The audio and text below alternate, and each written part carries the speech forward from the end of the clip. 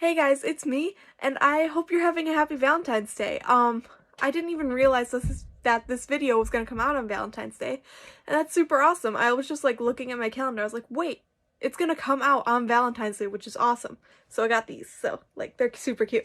But anyways, today I'm going to be showing you how I painted this pin to look like Loki.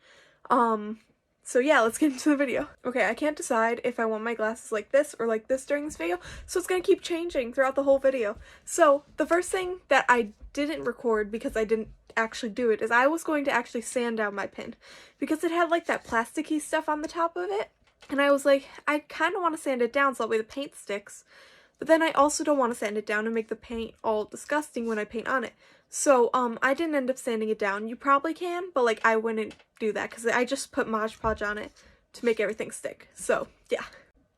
Okay, so the first thing I did was paint it white. I did 2 layers of white paint, and that covered up most of the paint. I don't know how dark your pin is.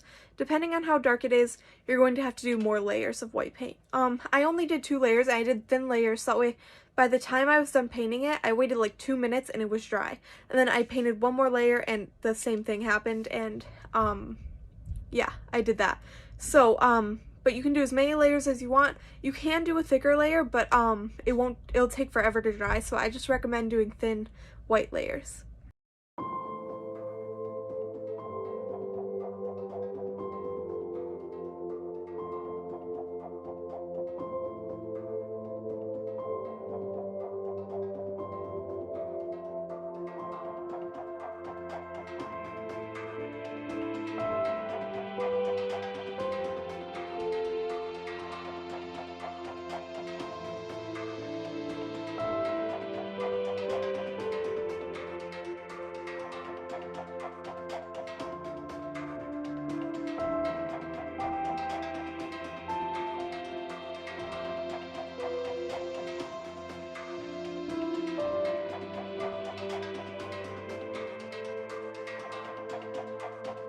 So the next thing I did was sketch out the Loki for president and the stars and the 2 lines on the pin. I wanted to make sure that I wouldn't like mess it up when I was painting on it, so I actually did sketch this out on a different piece of paper using the button as an outline for the circle to make sure I could actually get this to work in the thing. I wanted to make sure I was able to trace it on instead of just like having it fall and not look good. But anyways, while I was tracing it, I traced it with a pencil, and every once in a while when I would start tracing, it would scrape off some of the white paint. So I just did the whole thing and I pressed very lightly. It still did scrape off some paint. So if I wanted that white paint back on, I would just paint over it with white, but most of the time it was just going to be covered with black anyways, so I just used black on top of it.